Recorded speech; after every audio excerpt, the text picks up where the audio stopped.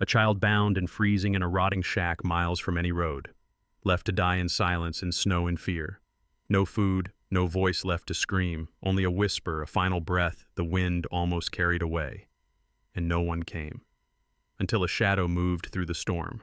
4 legs, a scarred back, eyes trained to protect. They called him dead, but Atlas, a retired police dog, wasn't done saving lives. What happened next will break your heart and then put it back together stronger than before. Before we begin, tell me, where are you watching from? Drop your country in the comments. And if you believe no soul animal or human deserves to be abandoned, hit subscribe. Because this is not just a story, it's a reminder that even in the coldest snow, hope still walks on 4 legs. Cascade County, Washington had never looked more like a postcard, and never been more deadly. The pine-covered mountains lay silent under a fresh burial of snow, the wind carving narrow paths between the trunks like unseen hands. Temperatures had plunged below zero after 3 straight days of storm, and now, as dusk neared, the world seemed caught in an eternal breath, still white and watching. From the ridge above a forgotten gully, a shadow moved. 4 legs pushed through knee-high snowdrifts, slow and sure.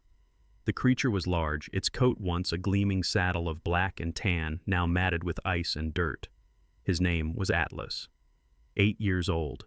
A retired German Shepherd K9 unit trained for search and rescue, narcotics detection and protection. But now he wore no badge, no harness, only an old weathered tag half buried beneath his fur, engraved with a name that no longer had a partner to call it. Atlas was limping. His left hind leg dragged slightly, a result of the car crash that had supposedly killed him and his handler, Deputy Alan Kerr, 3 months ago. The town had buried Alan. They had assumed Atlas died with him. But Atlas had survived, thrown from the wreckage into the cold, injured and alone. No one had looked for him. No one cared. But he had followed something deeper than instinct. A bond, a scent, a memory. Now the scent changed. Faint, human, young. He paused, ears tilting forward. Beneath the hiss of wind, something fragile stirred the air. A whimper. Atlas moved. The shack lay half collapsed. Its roof caved in, leaning like a drunkard against a broken pine. It hadn't been a home in decades. Now it was a prison. Snow blanketed the structure except for a small path freshly carved as if someone had been dragged. The door creaked in the wind. Atlas pushed it open with his shoulder.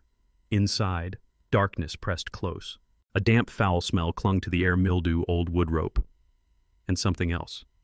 Fear. In the far corner, curled up like discarded clothing, was a child. Owen Bennett was 7 years old, thin, pale. His cheeks were hollowed from hunger, his lips cracked and blue. His light brown hair clung to his forehead with sweat that had long turned cold. He wore only a flannel shirt and jeans, no jacket, no gloves, no boots. His wrists were bound behind him with coarse rope arms twisted painfully. His small face twitched in his sleep, as if even dreams could not offer escape. Atlas approached, paused, silent. He lowered his head and nudged the boy's cheek. Owen stirred. He didn't speak. He didn't open his eyes. But a single tear escaped the corner of his lid and froze instantly on his skin. Atlas sniffed. The boy's scent was recent. Someone had left him here probably no more than 12 hours ago. But at this temperature, 12 hours was the difference between life and death.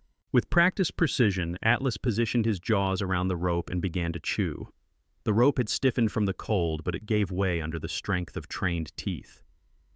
When the final strand snapped, Owen collapsed forward like a marionette with its strings cut. Atlas nudged him again. A weak moan. The boy was alive, barely. Atlas stepped around and crouched low, offering his back. It wasn't instinct, it was memory. Countless drills. Countless rescues. People lifted. Children saved. He had done it with Alan. He would do it again. It took several tries, but the boy's limp body eventually slumped over Atlas's shoulders. The weight was light, too light. The boy hadn't eaten in days. Atlas adjusted his stance and pushed out into the storm once more. The wind howled, snow slashed sideways. But Atlas did not turn back. He moved through the darkening woods like a myth come to life, silent, purposeful, carrying the weight of one soul and the ghost of another. Somewhere in the distance, headlights flickered behind the trees, then vanished, watching. The snow kept falling, whispering like ash over the forest floor, as Atlas trudged forward with Owen's fragile body across his back. Each step sank into powder that reached past the dog's chest, and the cold clawed at his joints, especially the old injury in his rear leg. But Atlas didn't stop. The boy's shallow breath tickled the back of his neck, and that was reason enough to keep going. The trail sloped downward now, leading them into a narrow gully bordered by thick stands of pine and spruce. Somewhere ahead, Atlas didn't know how far was a human scent he remembered faintly, a man who had once helped search teams during wildfires and landslides. Not a police officer, not a hunter, but someone who had worn command in his voice. That man lived alone now. Nestled between two massive stone outcroppings, the cabin came into view like a lighthouse buried in snow. A chimney jutted from the roof, faint smoke curling skyward, dissolving in the gray. The building was made of thick cedar logs, weathered and stained dark by time and storms. One window glowed orange behind frostbitten glass. Light warmth, maybe safety. Atlas reached the front porch and let out a sharp bark. Inside, Nate Brennan stirred from his chair, a book slipping from his lap onto the hardwood floor. Nate was in his late 60s, tall and solid built even beneath the layers of his wool sweater and flannel jacket. His beard was silver but trimmed close, and his face carried the angular tension of a man who used to issue orders with finality. His eyes, deep-set gray-green, held the weariness of grief that had aged him more than the years ever could. Since the death of his teenage son in a freak flash flood 4 years earlier, Nate had withdrawn from town life. Once a decorated fire captain known for charging headfirst into danger, he now preferred the quiet groan of trees in winter to human conversation. He didn't answer calls. He didn't write back. Even when the firehouse invited him to a memorial service last summer, Nate had stayed home and split wood in silence. But when he opened the door and saw what stood on his porch, that silence broke. Atlas stood in the snow flanks, heaving from exertion, legs trembling but holding firm. Draped across his back was a half-frozen boy, pale and limp head lolling forward. "Jesus," Nate muttered, stepping forward. Hey, what the hell?"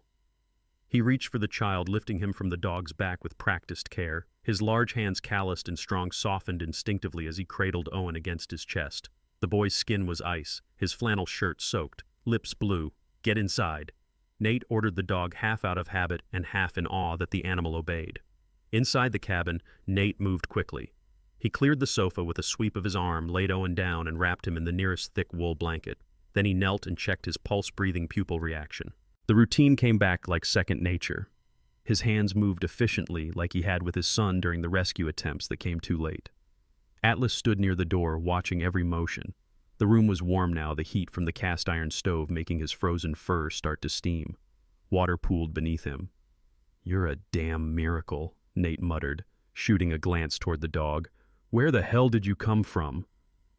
He peeled away the blanket and examined Owen's arms for signs of deeper damage. That's when he noticed the wrists. There, burned into the boy's skin, were deep, angry welts, distinct rope marks, not fresh, several hours old, at least likely longer. And not just haphazardly tied. No, this was intentional, tight, cruel.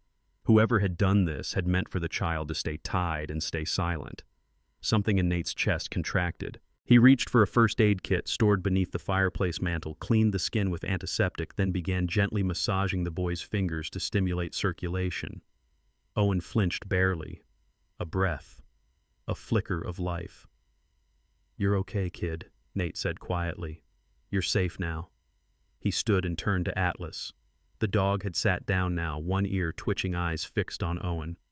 "I don't know where you came from," Nate said, "but you brought him here on purpose, didn't you?"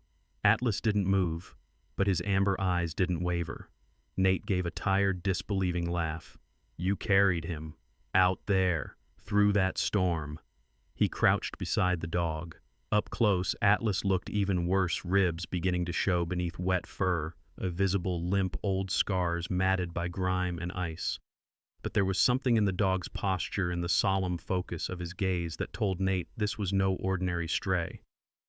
"You're one of those K9s, aren't you?" he murmured. "A working dog. A partner."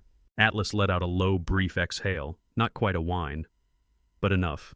Nate stood, rubbed a hand down his beard. A memory flared, a missing child case from 3 years ago. A girl named Lucy Darnell. Similar rope marks. Found 2 days after disappearing, dumped near the highway, bruised but alive. No suspect ever charged. The marks on her wrists looked almost identical to these. Something icy crept along Nate's spine. He turned back to Owen, now wrapped in a second blanket. The boy's fingers twitched. Then his lips parted. "Cold," he whispered, barely audible. "Shh," Nate said gently. "You're warm now. Just rest." The wind howled beyond the cabin walls, but inside, for the first time in days, warmth had returned to more than just the room. Outside, the storm had calmed, but the forest remained buried under a thick white hush. Long fingers of mist curled through the tree trunks, and the pines stood still like solemn witnesses. Inside the cabin, however, the quiet was uneasy, the kind of silence that followed someone trying to remember something too painful to say. Owen lay bundled on the couch, the wool blankets piled around his small frame like a cocoon. His cheeks had regained some color, and his breath no longer rattled in his chest. He stared at the ceiling as if tracing invisible shapes there, his lips barely moving. Atlas lay curled beside him, nose resting on his front paw, one ear always tilted toward the boy. The bond between them had formed fast, as if something unspoken had passed in those snow-covered woods. Nate Brennan stood at the window, coffee in hand, watching the trees. The old fire captain's posture was alert, but his mind was elsewhere. He hadn't slept much. After Owen passed out again the night before, Nate had dug out his box of case files from the hall closet. Not police records exactly, just newspaper clippings, notes, printouts he'd kept over the years of missing person cases in the county. Some he'd helped search for. Others, like Lucy Darnell, had haunted him long after. Now another boy, another rope, another scar. He turned back toward the couch. Owen's eyes blinked slowly. Then his mouth opened. "There was a man," the boy whispered. Nate crouched beside him. What kind of man? Owen's brow furrowed. He smelled like smoke. Cigarettes. Always smoked. Even in the shed. Nate's jaw tightened. Did he have a name? Owen shook his head. He never said it. Just boy or quiet. And he drove a green truck. Atlas lifted his head then, his ears perked, body alert. The moment the words "green truck" left Owen's mouth, the German Shepherd stood and walked toward the window, tail stiff, scanning the forest line. "You remember anything else?" Nate asked. Owen's lip quivered. He had a beard, like you, but messier. He locked the door from the outside. And laughed when I screamed. Nate reached for a notepad and wrote it all down. His handwriting was still blocky, crisp, like in the firehouse logs, but his hand trembled slightly. Later that afternoon, while Owen rested again and Atlas resumed his quiet vigil, Nate pulled out an old portable cassette recorder from his closet.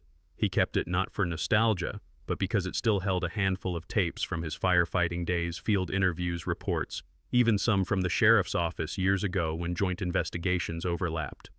He popped in one of the tapes labeled March 11th Ridge Search Briefing and hit play. A crackle of static. Then the voice came. "This is Sheriff Danner. Case brief, still no sign of the K9 presumed dead after vehicle impact. Handler deceased on scene. German Shepherd registered as Atlas declared unrecoverable." Nate glanced up just in time to see Atlas rise abruptly. The dog stood frozen, his shoulders tensed. Then a low, guttural growl started deep in his throat. It wasn't a growl of fear. It was recognition. "Atlas," Nate murmured. But the dog didn't respond. He was staring at the cassette deck, unmoving, his body stiff as if struck by lightning. A moment later, he let out a short, high-pitched whimper and backed up a step. "You know that voice, don't you?" Nate whispered. Atlas paced once in a tight circle, the scar on his flank twitching. Nate turned off the recorder. He sat still, staring at the old tape. So Sheriff Danner had declared Atlas dead, not retired, not transferred. Dead. And yet here, the dog stood alive, injured, and carrying a boy to safety through a storm. What else had the sheriff lied about? He pulled the file box closer and retrieved the photo from Lucy Darnell's case. Nate compared the bruising patterns on Lucy's arms to what he had seen on Owen. The similarities were chilling. Same knot impressions. Same directional bruising. Whoever had taken Owen had used the same method. Meanwhile, Owen stirred from the couch, sweat beading on his forehead. He tossed under the blankets and whimpered. Atlas immediately padded over and placed his muzzle gently on the boy's chest. Owen's breathing slowed, and he curled instinctively toward the dog. From the side room, Nate watched them both. Whatever had happened in the woods, Atlas had stayed, fought, and brought Owen back. Not as a pet, not out of instinct, but out of duty. The kind bred into K-9 officers even if the world had given up on them. As night began to fall, Nate turned on the front porch light. The sky outside glowed faint lavender under thick clouds. No footprints, no headlights down the trail, just trees, just silence. But beneath that silence, Nate now knew there were old lies buried under the snow and one scarred dog who refused to let them stay buried. The fog came early that morning, curling in heavy coils through the evergreens of Ridge Hollow like ghosts returning to haunt the living. It blanketed the old logging trail in a thick silence, swallowing the crunch of boots and the low, steady breath of a dog on alert. Atlas moved ahead with quiet precision, his nose low to the ground, every muscle coiled beneath his black and tan coat. His tail was stiff, not wagging. This wasn't a walk. It was a mission. Behind him, Nate Brennan followed, his flashlight beam cutting through the pale mist. He was dressed in his old fire department jacket, now faded and fraying at the cuffs. He carried an axe on one hip, not for protection, but to clear branches, though a part of him appreciated the weight. It made him feel less exposed. They were retracing Atlas's path from the night he found Owen. After the boy had mentioned the green truck in the shed, Nate had let Atlas sniff the boy's blanket again. Without hesitation, the German Shepherd had turned toward the eastern woods, tail high steps swift. An hour in Atlas stopped. Nate squinted through the fog. Up ahead, half buried in the snow, was a collapsed wooden structure. It might have once been a hunting shed, but now it leaned at a dangerous angle, planks warped with rot and age. Atlas pawed at the ground near the entrance, then let out a short, sharp bark. Nate knelt beside him and brushed away a pile of snow. Beneath the frost, a bloodstain bloomed across the dirt floor, brownish red and unmistakably human. Next to it, frayed rope, and a scrap of fabric, a child-sized cloth napkin embroidered with delicate stitching, MJ. Nate turned it over in his glove. Initials, he muttered. This wasn't random. He pulled out his phone and took several photos, then dialed. Eliza Moore answered on the second ring. Officer Moore was in her early 30s with a commanding presence that didn't rely on volume. She stood just over 5'9", lean and well-trained with dark curls, usually pulled into a tight bun under her patrol cap. Her hazel eyes were sharp, always watching, always calculating. Eliza was one of the few officers in Brookridge County who had questioned authority more than once and paid for it. She arrived at Nate's cabin an hour later, boots still muddy-face tense. "You're sure the boy was here?" she asked after Nate showed her the photos. "Yes." Atlas led me straight to it. Blood, rope, and this. He handed her the napkin. "MJ," she murmured. "I've seen this stitching before. Martha Jean, she filed a missing persons report 2 months ago for her nephew Micah. I thought that case was closed," Nate said. "It was," Eliza replied bitterly. "Sheriff Danner said it was a custody dispute, not a real abduction. But this changes things." She turned serious. "But if we go forward with this, we need more than just suspicion." Especially because she stopped. Because of who Nate pressed. She hesitated. Then Gary Hudson. Nate felt a chill not from the air. Gary Hudson was a name people in Brookridge said with either reverence or fear. A local businessman who made millions in timber and construction, Gary was large in both build and influence. Mid-50s, always in a tailored coat, clean-shaven, with bright white teeth and a salesman's handshake. He donated generously to the police department and even funded the sheriff's re-election campaign. But rumors clung to him about how he treated his workers, about women gone missing near job sites. Nothing ever stuck. Eliza lowered her voice. "Micah's aunt." She said Gary's truck was seen near their trailer the night the boy vanished. Green Chevy, dented rear fender. But again, Danner shut it down fast. Said there was no evidence. "And now we have rope and blood," Nate said. Eliza nodded. "And that makes you a problem." A beat of silence passed. Then she glanced at Atlas. "How is it he's still alive?" Nate shrugged. "You ever seen a K-9 like him?" "No," she admitted. "And if the sheriff knew he was alive?" "He will," Nate said. But Eliza wasn't ready to go directly to him. Instead, she took a detour. That night, after driving back into town, Eliza parked her cruiser on a quiet side street and stepped into a dim cafe near the bus depot. In the far corner sat a woman in a heavy knit sweater and a navy beanie typing on a battered laptop.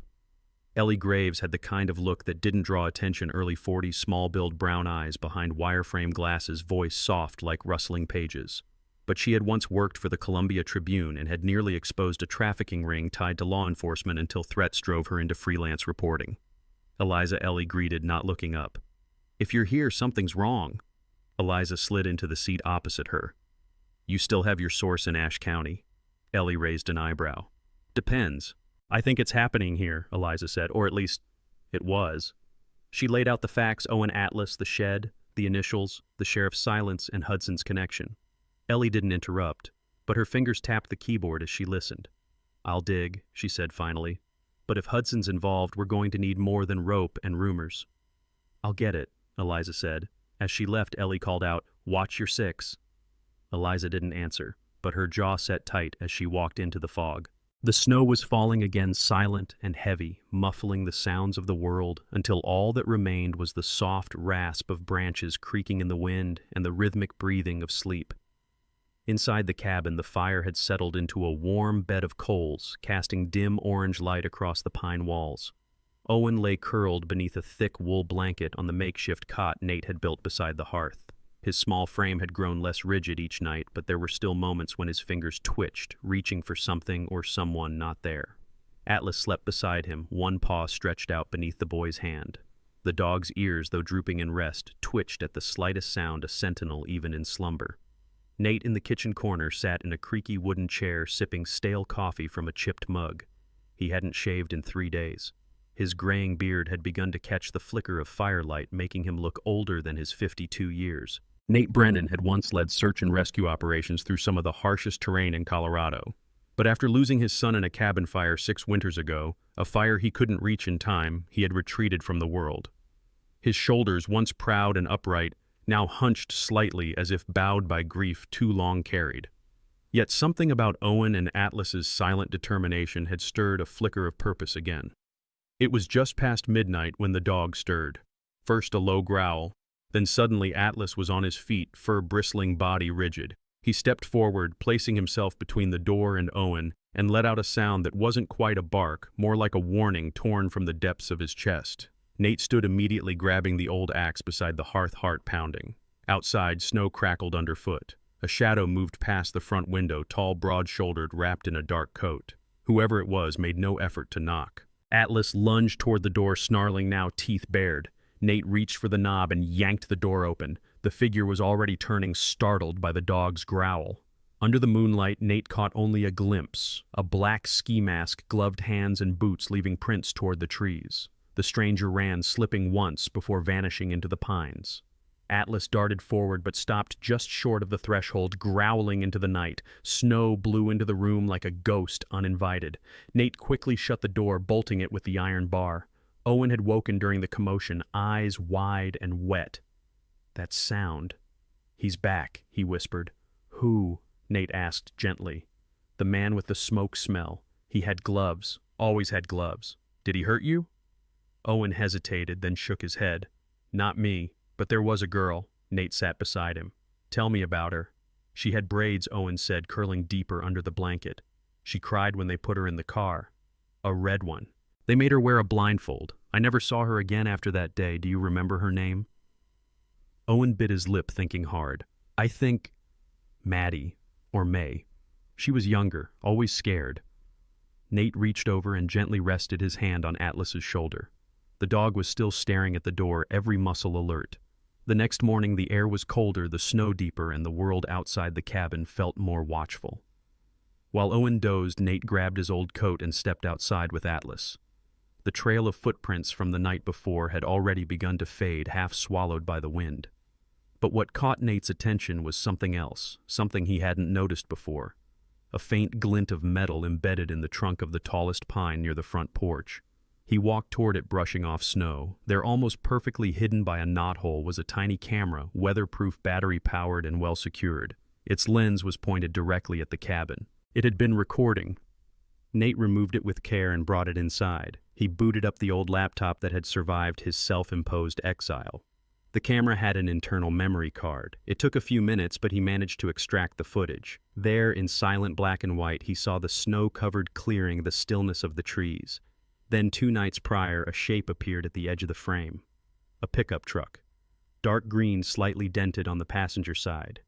Gary Hudson's.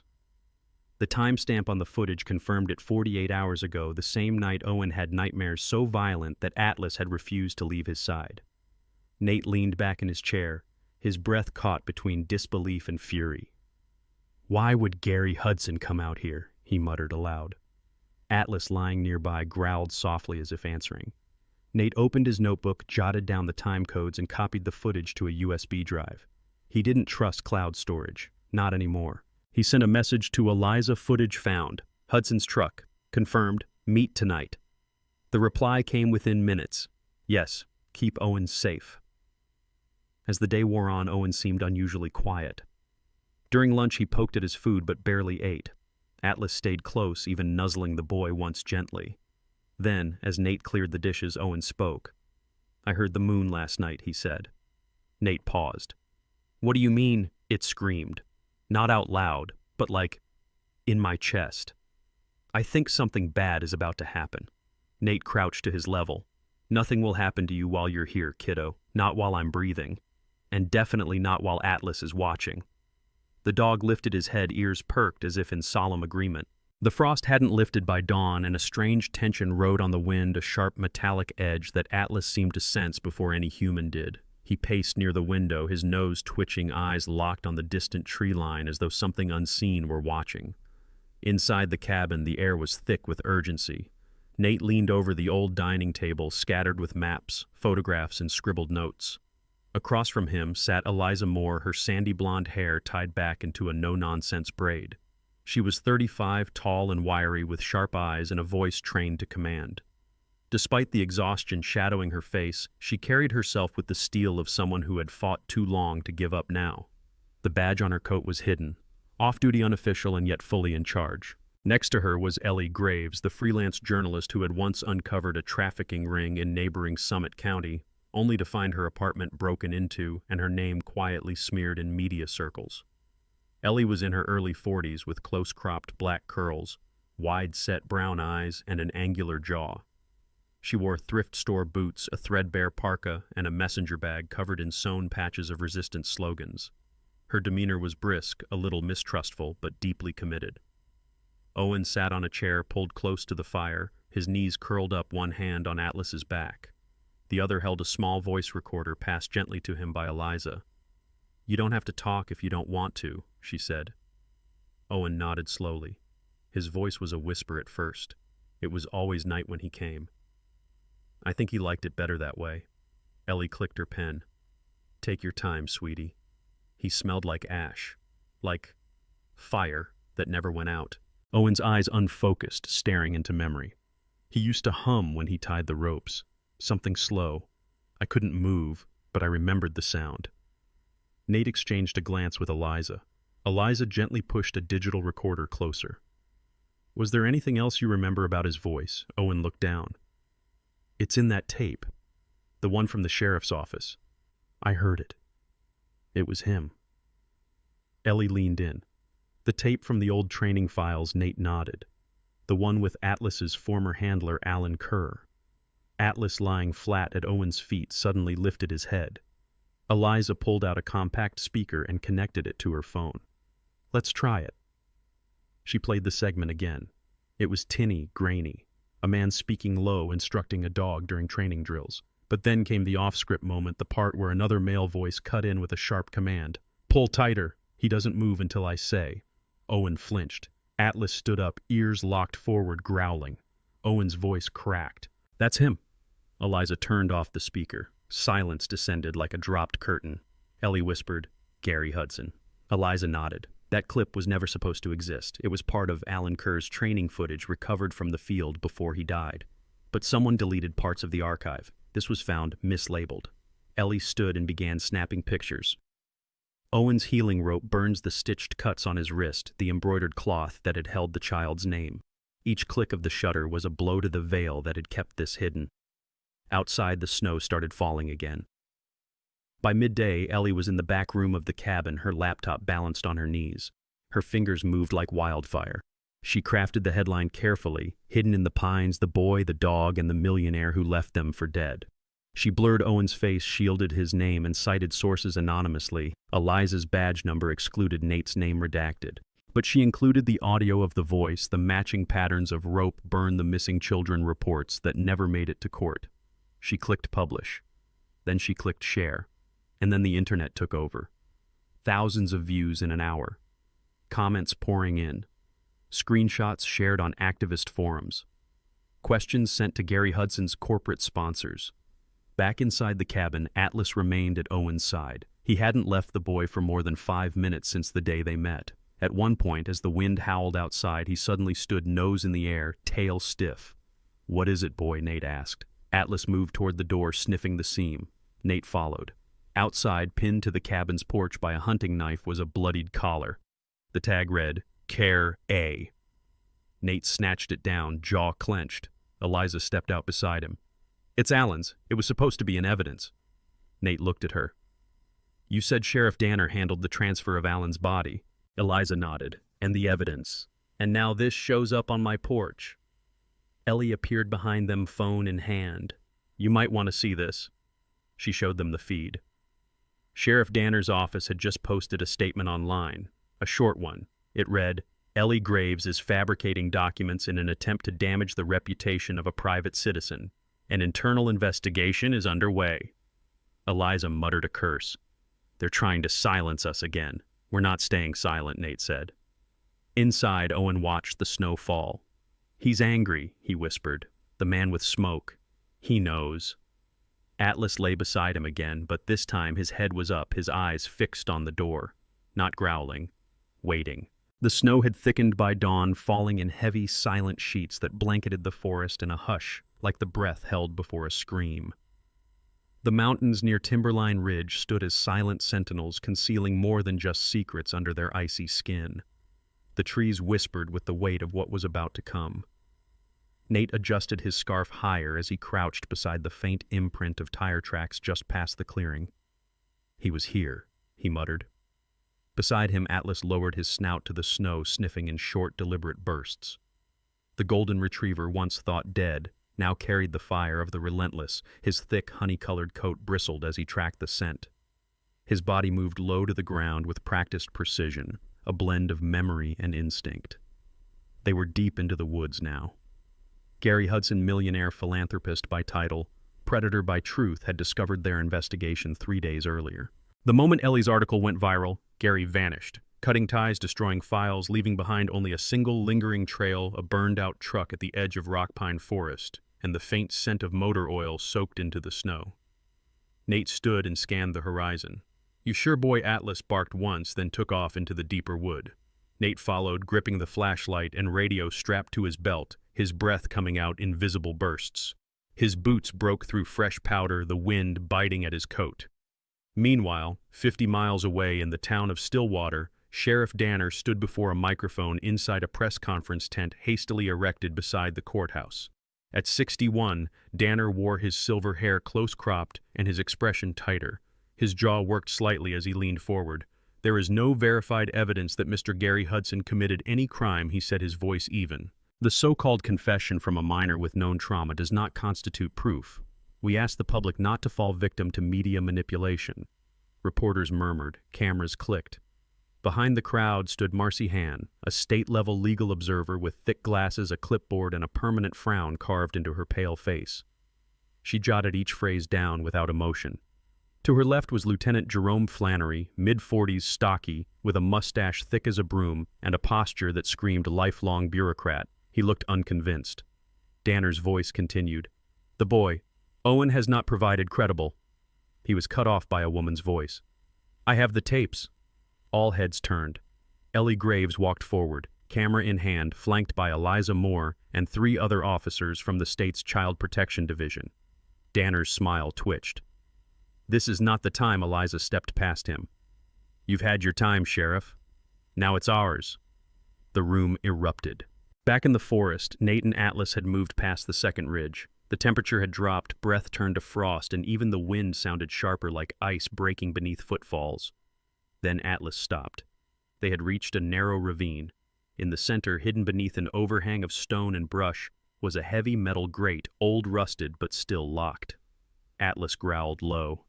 Nate knelt and brushed snow away, revealing a worn handle partially frozen shut. "Help me out here," he muttered, but Atlas had already begun pawing at the ice. 10 minutes later, they pried it open. Beneath lay a tunnel. They entered with care. The tunnel was cramped, lined with damp concrete and wires that pulsed dimly with emergency lighting. It descended deeper until the air turned stale metallic like blood and rust. Atlas led without hesitation. They turned a corner and found a heavy door ajar. Inside were 3 children, 2 girls, 1 boy, all under 10. One girl had a bandaged arm, the boy had bruises down one side of his face, but all 3 stared at Atlas as if he were something from a dream. A man's voice cracked from the radio Nate wore. "Nate, where are you?" Nate grabbed the mic. "Coordinates 41.2 north, 75.6 west, underground holding site. 3 miners found. Send backup and medics immediately." But Atlas hadn't moved. He was standing at a shelf in the corner. On it was a blood-stained cloth. He sniffed it once, then recoiled, whining, pacing, scratching at the concrete. Nate approached carefully, lifting the cloth. Embroidered on one corner were the initials AK, Alan Kerr, he whispered. Atlas growled again, then whimpered. The sound was broken. Raw. Nate knelt beside him, hand on his fur. "You remember, don't you?" Atlas turned his eyes to Nate. They shimmered. "He doesn't just save the living," Nate murmured. "He searches for the lost." By the time backup arrived, the children were in blankets. Atlas was curled protectively around them, and Nate stood watch like a sentinel of old. Snow had begun to fall again above them, hiding their footsteps, but not their truth. Gary Hudson was still missing, but his secrets weren't. The frost still clung to the lower shadows of the Cascade Hills, but the air held a different weight now, softer as though the land itself had exhaled. Snow melted into rivulets that whispered along the mossy stones, and the trees, once brittle with ice, now glistened with newborn buds. The thaw had come not just to the forest, but to the hearts that had long endured winter's silence. Atop the ridge overlooking Stillwater, a cluster of people gathered in front of the old municipal courthouse. The building, once austere in its gray stone, was now draped with a modest banner, "Justice for the lost, honor for the brave." A small crowd stood around a raised platform, their breath visible in the morning light, their eyes fixed on the golden figure at the center. Atlas, standing proud with his vest polished and ears alert, surveyed the crowd with a calm solemnity.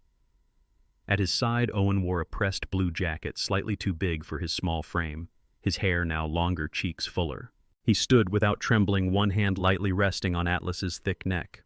The boy's eyes held something deeper now, a steadiness that had taken root in his bones. The mayor of Stillwater. Margaret Lane, a dignified woman in her late 50s with silver-streaked auburn hair and a voice that carried like clean wind, stepped up to the microphone. Her gray suit hugged her tall frame with elegant simplicity. Today, she began, we honor not just bravery, but resilience. Not just justice, but the voices who refuse to be silenced. She turned to Atlas. This dog, this soul guided us not only through snow and silence, but through fear. He is not just a hero. He is a reminder of what loyalty and love look like when given fully. Applause rippled through the gathering. Behind the crowd, Eliza Moore stood with Ellie Graves and Nate Brennan. Eliza wore her uniform, but her badge now gleamed with the state seal. She had been promoted to head of the newly formed Child Protection and Rescue Task Force. Ellie, dressed in her usual brown coat and jeans, clutched her worn notepad. But today it wasn't to write, it was to witness. Nate wore his old firefighter jacket, the sleeves rolled back, his hands resting loosely in his pockets. His expression, normally weathered and quiet, softened as he looked at Owen. He hadn't stopped being a soldier of grief, but now he was also something else, a father. Later that afternoon, under gentler skies, a smaller gathering stood before a humble gravestone nestled beneath a sycamore tree on the edge of Cascade Haven's property. The earth had been recently turned. The wooden marker bore a simple inscription, Alan Kerr, K9, Officer, Protector, Friend. Atlas approached slowly. His steps were deliberate, his breath steady. He held something in his mouth, a metal tag, scuffed and bent but unmistakable. The old K9 badge from his days with Officer Kerr. With care only a creature who remembers can summon, he placed it among the flowers resting at the base of the stone snowdrops, crocuses, and a single white tulip. Behind him, Owen stepped forward, crouching beside Atlas. The boy pressed his forehead gently to the dog's head, his hand cupped around Atlas's ear. "We won't let anyone forget again," he whispered. "Promise me." Atlas gave a soft whine, not of pain, but of memory, a promise spoken in silence. That evening, the lights of Cascade Haven glowed softly through the pine trees. The center, once an abandoned ranger station, had been transformed. Wooden signs marked the newly built cabins, one for animal rescues, one for children in crisis, and another for joint therapy and education. The scent of pine wood and hope lingered in the air. Inside the main cabin, Eliza was helping a small girl named Maribel, no more than 6, with wide green eyes and tangled dark curls, feed a limping tabby cat named Dusty. Maribel was shy, barely spoke, but she followed Eliza like a shadow. Her file said she had been found in an abandoned trailer in North Creek. No parents had come forward. Eliza handed her a spoon with gentle hands. "He only eats if you talk to him while he eats," she said, not untruthfully. Maribel nodded barely above a breath and whispered, "Good kitty." In the background, Ellie was setting up a small reading circle for the older kids. A chalkboard on the wall bore a hand-drawn logo. Voices Found, the outreach program she and Nate had launched to help survivors share their stories safely anonymously and, when ready, out loud. That night, as fire crackled in the hearth and Atlas dozed near Owen's feet, Nate walked the perimeter of the property with a flashlight. He stopped now and then, not because he feared danger, but because it was habit, one he didn't want to let go of. He found Eliza seated on the porch steps, sipping hot cider from a chipped mug. "He's sleeping already?" she asked. "Out like a light." "He's been running around with that goofy little pup all afternoon." She smiled. "He's healing." "So are we," Nate said quietly. The porch light flickered once, then steadied. The wind had settled, the snow no longer fell, and in its place was something rare, the hush of safety. For a moment they sat without words, the kind of silence that comes not from absence but presence. Atlas still beside the boy who saved him as much as he had saved. The boy lifted his head and listened, not for danger but for peace. The door creaked slightly, and Owen appeared, rubbing his eyes. "Nate, yeah, buddy. Can Atlas sleep in my room tonight?" Nate smiled. "Always." Inside, laughter echoed faintly. A girl reading aloud, a dog barking in joy. Somewhere a cat knocking over a can of treats. The center was alive, and spring at long last had opened its doors. Sometimes the greatest miracles wear fur and walk on 4 legs. Through the snow, the silence, and even the shadows of cruelty, Atlas showed us that courage doesn't always roar. It often arrives with quiet loyalty, deep eyes, and a heart willing to protect the broken. What happened in Cascade wasn't just a rescue, it was a revelation, a reminder that even in the darkest places, God can send a helper, a healer, and a hero. In our own lives, we may not always recognize the angels around us. They might not have wings. They might be covered in mud fur or scars. But they are there, guiding us, guarding us, loving us, just like Atlas did. If this story touched your heart, please consider sharing it with someone who believes in second chances. Leave a comment below if you believe that God still works through the least expected. And if you believe in the power of healing, of family, and of faith, write Amen in the comments. May God bless you and your loved ones. And may we all become someone else's miracle, just as Atlas became Owen's. Like, share, subscribe to Kindred Creatures, because sometimes it takes a creature to remind us how human we can be.